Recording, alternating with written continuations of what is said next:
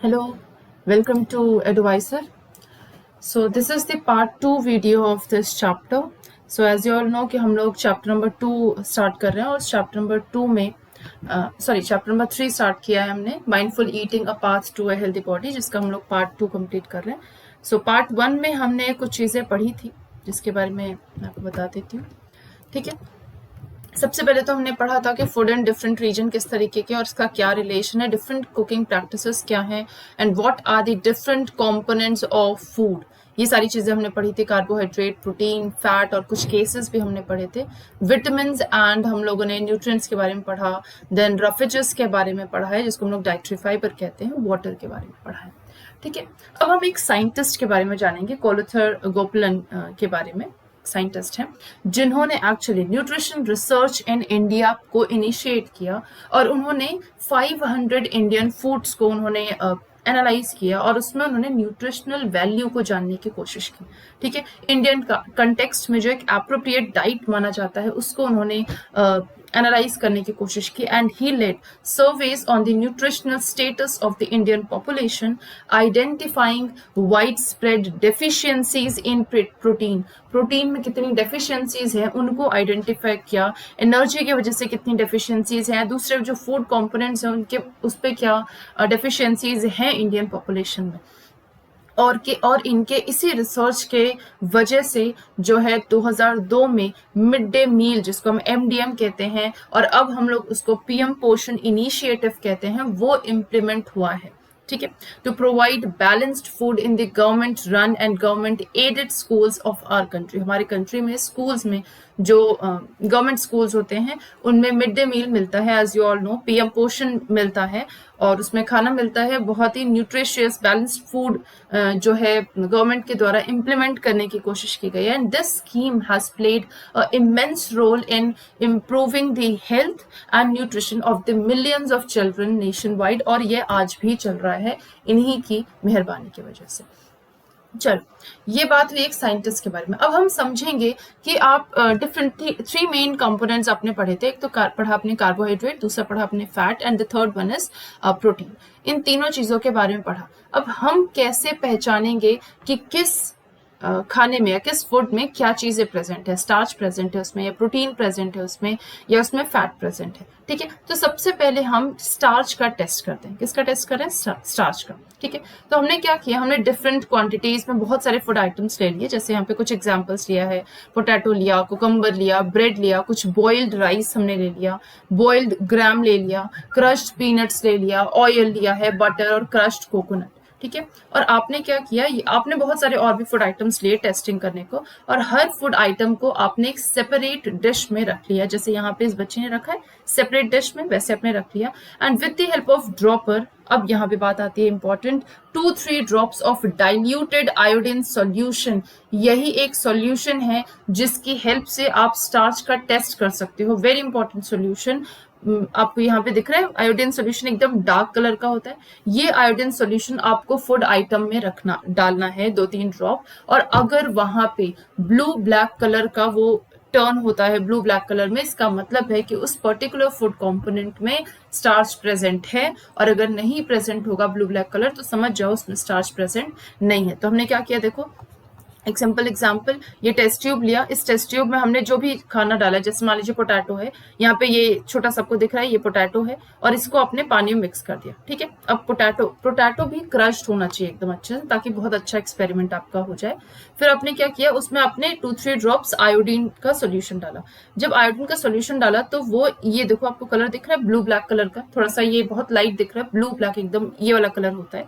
अगर ऐसा कलर दिख रहा है इसका मतलब है कि इस पर्टिकुलर फूड आइटम में स्टार्च प्रेजेंट है. Okay, so moving on to the test of fats. अब हम फैट्स का टेस्ट कैसे करेंगे?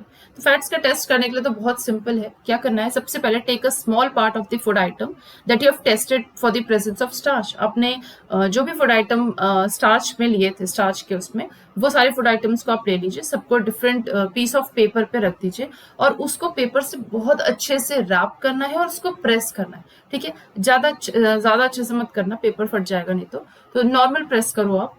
अगर फूड आइटम में थोड़ा सा पानी होगा, अगर तो उस पेपर से उसको बहुत अच्छे से ड्राई कर लेना है और उसके बाद उसको थोड़ी देर के लिए छोड़ देना है, ठीक है, वो सूख भी जाएगा। अगर पेपर में ऑयली पैच आता है, does the paper develop an oily patch? If yes, अगर हाँ, तो इसका मतलब उसमें फैट है। So what do you think is the reason of this patch? इसका मतलब उसमें फैट प्रेजेंट है। सो इफ ऑयल और butter is present in the food item, it leaves an oily patch on the paper and now hold the paper against light. आपको light में जब आप उसको होल्ड करोगे कुछ इस तरीके का आपको दिखेगा, जिसमें पानी होगा, जिस भी फूड आइटम में पानी होगा वो थोड़ी देर में सूख जाएगा, और सूखेगा नहीं भी तो भी आपको आर पार ट्रांसलूसेंट नहीं होगा।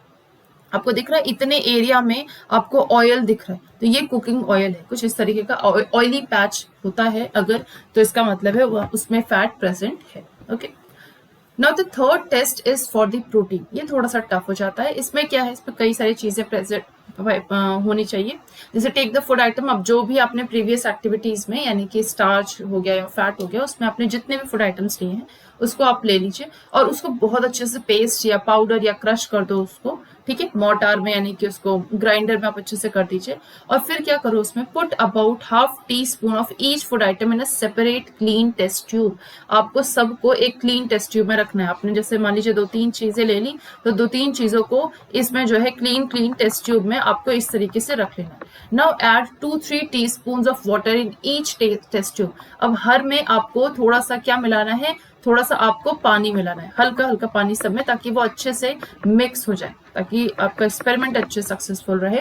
और उसको अच्छे से शेक कर देना, हिला देना है उसको, ठीक है। अब उसके बाद क्या करना है आपको, add 2 drops of copper sulphate solution to each test tube using a dropper. Dropper की हेल्प से आपको 2 ड्रॉप क्या डालना है, कॉपर सल्फेट। ये देखिए अब यहाँ पे बात आ गई है, ग्राइंडेड फूड आइटम लिया है पानी के साथ, इसमें आपने 2 ड्रॉप क्या डाला है, कॉपर सल्फेट सॉल्यूशन डाला है, ठीक है। उसके बाद नाउ टेक अनदर ड्रॉपर, अब दूसरा ड्रॉपर लीजिए और उससे 10 ड्रॉप्स कास्टिक सोडा डालना है आपको। कितना ड्रॉप्स डालना है, 10 ड्रॉप्स कास्टिक सोडा, ठीक है। शेक वेल, अच्छे से उसको शेक करना है और टेस्ट ट्यूब को थोड़ी देर के लिए एकदम अनडिस्टर्ब छोड़ दो।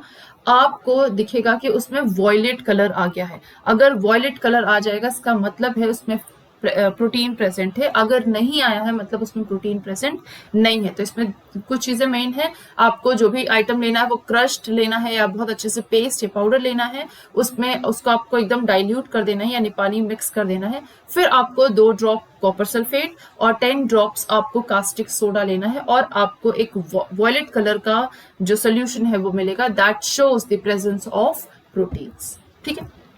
तो 3 तरीके के टेस्ट हुए जो यहाँ पे आपको दिख रहे हैं, ठीक है। यहाँ पे कॉपर सल्फेट और कास्टिक सोडा, ये जो है आपका प्रोटीन का काम करता है। अगर यहीं पे मैं बात करूँ प्रोटीन का टेस्ट करने के लिए, आयोडीन सॉल्यूशन की अगर मैं बात करूँ तो ये आपका स्टार्च का करता है। और सिंपल अगर मैं फैट करूँ तो उसके लिए आपको एक सिंपल पेपर की जरूरत होती है, कुछ भी नया बड़ा चीज नहीं चाहिए, ठीक है। अब यहाँ पे आप न्यूट्रिएंट्स को एक्सप्लोर करते हो जो फूड आइटम्स में प्रेजेंट है, ठीक है।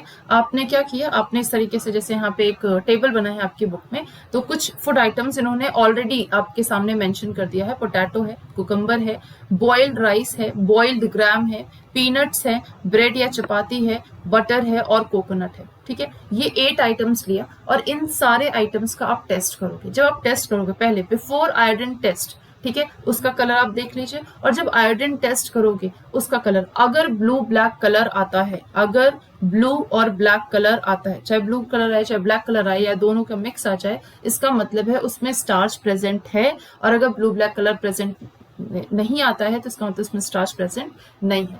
Same with the oily patch, अगर ऑयली पैच आता है तो इसका मतलब है उसमें फैट प्रेजेंट है, अगर नहीं आता है मतलब उसमें फैट प्रेजेंट नहीं है। Same with the protein test, अगर वॉयलेट कलर आता है इसका मतलब है कि उसमें प्रोटीन प्रेजेंट है, और अगर वॉयलेट कलर नहीं आता है तो उसमें प्रोटीन प्रेजेंट नहीं है, ठीक है। तो यहाँ पे आपको तीनों चीजें बतानी है, स्टार्च प्रेजेंट है या नहीं, फैट प्रेजेंट है या नहीं, और प्रोटीन प्रेजेंट है या नहीं। आप खुद से करें तो ज्यादा इजी रहेगा, ज्यादा तरीके से आप समझ पाओगे, ठीक है। चलिए अब बात करते हैं हम बैलेंस डाइट की। हम कह रहे हैं कि हमको सारे न्यूट्रिएंट्स जरूरी है, कार्बोहाइड्रेट भी जरूरी है, प्रोटीन भी जरूरी है, फैट भी है, डाइटरी फाइबर्स भी है, विटामिन मिनरल्स वाटर सब कुछ जरूरी है। तो हम क्या खाएं ऐसा कि, या क्या करें कि हमको एकदम सारी चीजें मिले। तो सबसे पहले बात आती है बैलेंस डाइट। क्या होता है balance diet? So a diet that is all essential nutrients, एक ऐसा खाना, एक ऐसा पोषण, एक ऐसा थाली जिसमें जो है आपको सारे के सारे न्यूट्रिएंट्स मिले, वो सारे न्यूट्रिएंट्स के साथ साथ आपको रफेज भी मिले, आपको वाटर भी मिले, और वो भी राइट अमाउंट में, यानी राइट क्वांटिटी में मिले। किसके लिए? For proper growth and development of the body, of your body. हमारे बॉडी की प्रॉपर ग्रोथ के लिए, हमारे बॉडी के प्रॉपर डेवलपमेंट के लिए, हमारे बॉडी के प्रॉपर बॉडी फंक्शनिंग के लिए, फॉर परफॉर्मिंग वेरियस एक्टिविटीज, इसको परफॉर्म करने के लिए we need that balanced diet. Balance amount में, राइट अमाउंट में हमको वो सारी चीजें चाहिए, तो ऐसे डाइट को हम कहते हैं balanced diet. So requirement of the type and amount of nutrients in a diet may vary according to age. अब ऐसा नहीं है कि अगर यहाँ पे जो भी आइटम रखा है, जैसे मान लीजिए ये आइटम जो है इसमें सब कुछ बैलेंस्ड है एकदम, तो ऐसा नहीं है कि एक 10 साल का बच्चा भी यही खाए और एक 50 साल का जो आदमी है वो भी यही खाए।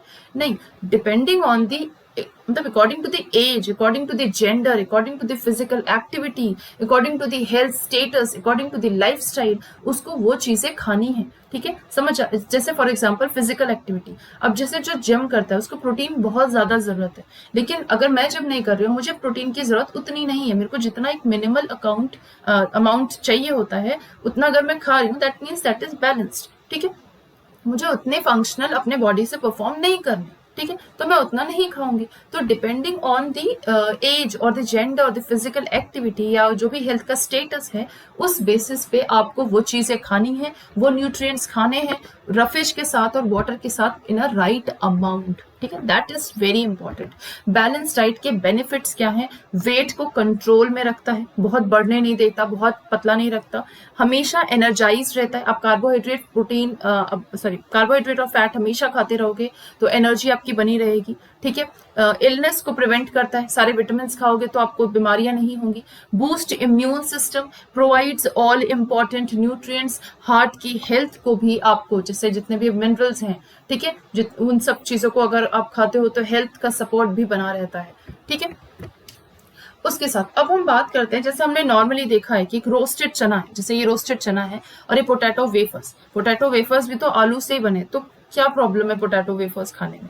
देखो, न्यूट्रिशनल इंफॉर्मेशन के बेसिस पे पर ग्राम, पर 100 ग्राम के बेसिस पे हम इसको देखते हैं कि कौन सा ज्यादा फायदेमंद है। जैसे एनर्जी की अगर मैं बात करूं तो पोटैटो वेफर्स जो है वो 536 किलो कैलोरी जो है वो हमको एनर्जी प्रोवाइड कर रहा है, और जो रोस्टेड चना है वो 355 किलो कैलोरी कर रहा है, यानी कि कम एनर्जी प्रोवाइड कर रहा है। फैट की मैं अगर बात करूं तो 35 ग्राम ये फैट प्रोवाइड कर रहा है, और ये 6 ग्राम, यानी फैट कम प्रोवाइड कर रहा है। That is good. Then carbohydrate 53%, ये 58%। प्रोटीन्स 7 ग्राम, प्रोटीन्स 18 ग्राम, देखिए यहाँ प्रोटीन कितना ज्यादा अमाउंट है। डाइटरी फाइबर की अगर मैं बात करूँ तो 4.8 और 16.8। आपको पता है अब कि डाइटरी फाइबर जो रफेज है, that is very important for easy passing of the stool. तो रोस्टेड चना is very good for health. Okay, अब न्यूट्रिशनल इंफॉर्मेशन के बेसिस पे जो फूड पैकेट्स में दिए रहते हैं, कौन सा खाना हमें चूज करना है, ये इंपॉर्टेंट बात होती है। सो some food have high calories due to high sugar and fat content. जो कुछ खाने होते हैं उसमें कैलोरीज बहुत ज्यादा होती है, शुगर कंटेंट ज्यादा है, फैट कंटेंट ज्यादा है। मोर ओवर इसमें प्रोटीन का या मिनरल्स का या विटामिन या जो डाइटरी फाइबर्स होते हैं उनका जो अमाउंट है दैट इज वेरी लो। तो ऐसे खाने को हम जंक फूड कहते हैं। ठीक है, इन खाने में पोटैटो वेफर्स होंगे, कैंडी बार्स होंगे, कार्बोनेटेड ड्रिंक्स होंगे, तो इन सब चीजों को अगर आप खाओगे तो बॉडी हेल्दी नहीं रहता, पर्सन ओबीज होता है, बहुत सारे हेल्थ प्रॉब्लम आते हैं। तो डॉक्टर पोशिता का एक स्टेटमेंट है कि health is the ultimate wealth, वो वेल्थ प्रोवाइड कर रहा है आपको। ठीक है, तो आपको अपनी बॉडी को, अपने हेल्थ को बहुत अच्छे से मेंटेन करना है। सो eating a balanced diet, avoiding junk food contribute towards the healthy body. So good health is essential for leading a happy life. Okay.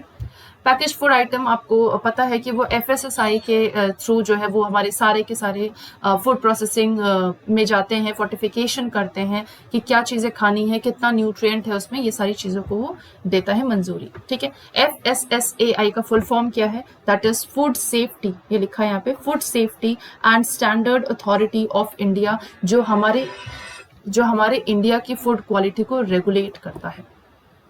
Millets की अगर मैं बात करूँ तो it is a nutrition rich cereals, जैसे कि आपने जितने भी मोटे अनाज के बारे में सुना है, जवार है, बाजरा है, रागी है, सवा है, ये सब नेटिव क्रॉप्स हैं हमारे इंडिया के, जिसको हमारी क्लाइमेटिक कंडीशन भी इतने अच्छे हैं कि हम उसको कल्टिवेट कर सकते हैं। सो हाईली न्यूट्रिशियस ग्रेन्स जो होते हैं उनको हम लोग मिलेट्स कहते हैं। मिलेट्स क्या होता है? It is a small sized grain जो कि हमारे इंडियन डाइट का सेंचुरीज, बहुत सालों से एक इंटीग्रल पार्ट रहा है और बहुत ज़्यादा हेल्थ बेनिफिट्स भी देता है। बहुत ज़्यादा विटामिन है इसमें, मिनरल्स लाइक आयरन और कैल्शियम है, डाइटरी फाइबर्स प्रेजेंट है, और इसीलिए इसको हम लोग न्यूट्री सीरियल्स कहते हैं, जो हमें न्यूट्रिशन भी प्रोवाइड कर रहे हैं और सीरियल्स भी हैं। ठीक है, they contribute significantly to a balance diet required for normal functioning of our body. हमारे बॉडी की एक नॉर्मल फंक्शनिंग के लिए, बहुत ही अच्छी फंक्शनिंग के लिए बैलेंस डाइट बहुत इंपॉर्टेंट होता है, एज यू ऑल नो पढ़ने के बाद। तो ये जो आपका न्यूट्रिशन रिच सीरियल्स हैं, ये उसमें बहुत ही सिग्निफिकेंट रोल प्ले करते हैं। ठीक है, अभी जो फूड माइल्स होते हैं जो हमारे फार्म से हमारे प्लेट तक आते हैं, वो कैसे पहुंचते हैं? How does food reach from a farm to a plate? What are the steps involve in this process? कौन से लोग हैं जो इन सारे स्टेप्स में इन्वॉल्व हैं? ठीक है, तो ये जो एंटायर डिस्टेंस जो ट्रैवल होता है bye a bag of wheat और any other food item from the producer to the consumer, इनको हम फूड माइल्स कहते हैं। जैसे यहाँ पे है, फार्मर ग्रो कर रहे हैं व्हीट को, फिर उसकी थ्रेशिंग और विनोइंग होती है, फिर उसको ग्रेन्स को स्टोर किया जाता है, ग्राइंडिंग किया जाता है, शॉप तक पहुंचता है और फिर हमारे खाने तक, हमारे प्लेट तक पहुंचता है। ठीक है, तो आई होप आपको ये सारी चीजें समझ में आई होंगी। So thank you very much, have a nice day.